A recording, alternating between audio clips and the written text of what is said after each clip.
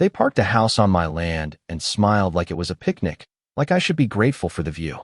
I remember pulling up, hitting the brakes so hard gravel sprayed, and thinking, no, that can't be mine. It was an RV the size of a small barn, sitting where my dock should be, blocking the sun from the water the way a thumb covers a phone screen. My name's Mason Hale, and that patch of shoreline has been mine for 12 years. My place to disappear to after a week of noise and deadlines, the kind of place you bleach your soul at, not a billboard for someone else's midlife crisis. I know every notch on the dock, every crushed weed by the gate. I paid for it, paper and survey, all of it in a folder that lives in the glove box like a Bible. So when Veronica Slate-Sharp Shoes, Sharper Mouth stepped out of the RV with a steaming mug and told me she had permission, something in me did exactly what it had to do. Permission from who? I asked. She smiled like I was interrupting a TV show she owned. The neighborhood council, she said, in that tone people use when they mean I didn't break the rules. The rules just follow me. There were other folks with her, a woman with clipboard energy and a man who chewed on a cigar like it was his argument. They all looked like a committee list, like neighbors, more like a jury ready to convict me of being unreasonable. I tried the polite route first, the route my grandmother always recommended, keep your voice level, explain the deed, offer a coffee. Veronica leaned on the RV, unbothered. Temporary, she said, we're renovating. Community benefit. Her eyes were a map of excuses. I remembered my father's hands when he used to say, you mark your land, you defend it, simple math, pride and property. But people like Veronica don't read deeds like they read menus. They read them for what they can argue, not what they say. That was Act 1, the shock, the disbelief, the immediate, rising itch that turned into something you couldn't ignore. I went home, grabbed the folder, and went to the HOA office expecting middle managers and maybe a shrug. Expectation and reality do not always sit at the same table. The office smelled like lemon disinfectant and denial. Gwen Porter, the HOA president, was all brochures and gelled hair. She told me the RV was within our guidelines, a phrase that has the warmth of a legal loophole. I pressed the deed across the table and watched her eyes skim, then slide away. There's a temporary use memo, she said, as if words could make metal disappear. So I moved into Act 2, the counterpunch. I called Deputy Ellis, a calm man who'd known my family for years, and Sam Reed, the lawyer who sounds like a retired coach when he talks firm, practical. The sheriff's office told me they'd come by if there was a clear trespass. Sam said paperwork is a muscle. You flex it right, and people notice. We wrote a certified notice, photographed the stakes, the survey pins, every piece of evidence that says land is not opinion.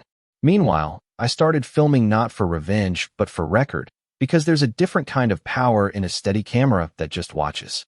When I drove back, it felt cinematic in the worst way, like one of those movies where the music swells and you know someone's about to learn a lesson the hard way. Veronica had friends now, and she stepped out with that same cup, that same smile, like she'd been rehearsing. You can't tow my life away, she said, cocky as a man who thinks rules are a suggestion.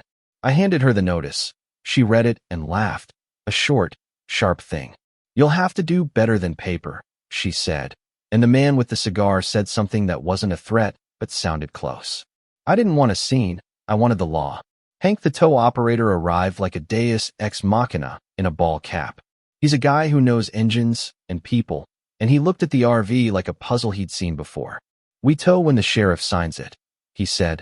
Simple, procedural. Then Veronica went theatrically loud, accusing me of harassment, of trying to bully, of starting drama. She had a way of making accusations sound like virtue, and for a second, a bunch of people gathered, phones out, waiting for the fight. I remember standing there feeling like a man in a loop. Love this place, protect this place, don't blow it up. Deputy Ellis arrived, quiet and competent. He read the notice, checked the survey pins, and his face was its own kind of verdict. This is trespass, he said. There was no swagger in it, no triumph. Just the kind of confirmation that can fill a room with relief. Veronica went red, started to shout about negotiating. But there's negotiation and there's ignoring the law. The tow went like a slow, inevitable curtain chains. Winch, the RV inched forward, and for a guilty second I felt like I was taking another man's home. But it wasn't a home, not on my land. It was trespass sitting on my sunrise. After the tow, the HOA staged a countermarch of indignation letters, a community meeting, a flurry of calls from people who'd never met me and suddenly knew what my name was. Gwen sent a polite apology that read like someone had written it with a thesaurus for sorry. I went to small claims because sometimes institutions learn faster when their wallets are affected. Court was a thin room with a heavy chair at the front where a judge with tired eyes listened. Veronica tried the empathy card, health issues, sudden homelessness, weeping on cue, and some people are convincing.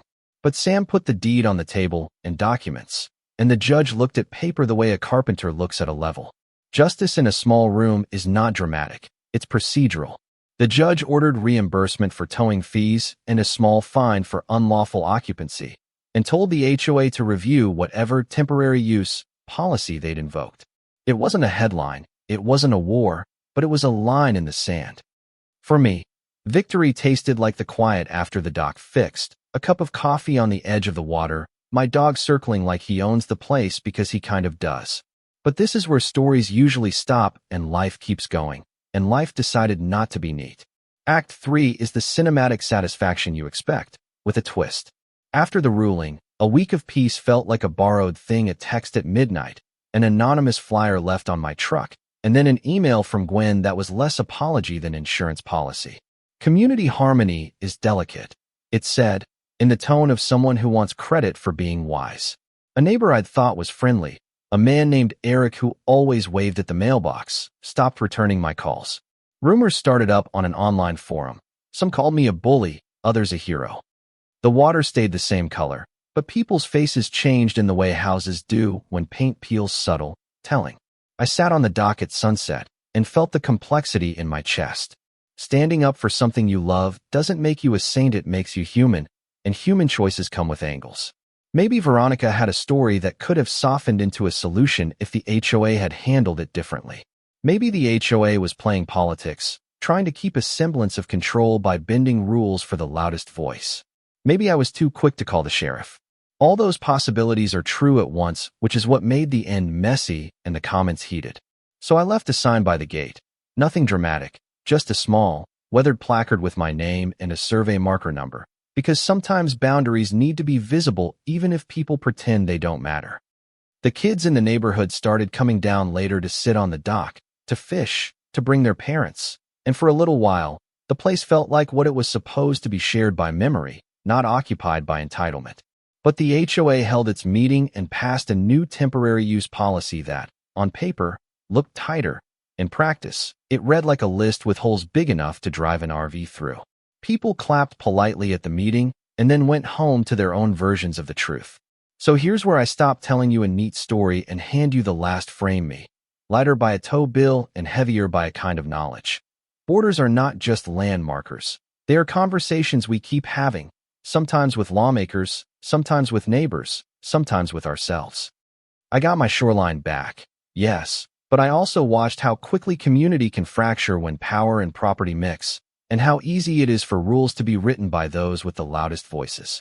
I'm glad I stood up, but I'm also glad the dock is fixed, and that the water still reflects the sky in the same stubborn way. Tell me what you think. Did I do the right thing, or could I have handled it differently? Would you call the sheriff, or the HOA, or sit and let someone else's RV block your sunrise? Drop a comment, tell me where you're watching from, and if you've ever had to draw a line and stand your ground, share it, because these stories are never just mine, they're all of ours, and sometimes the best lessons come from the messy parts.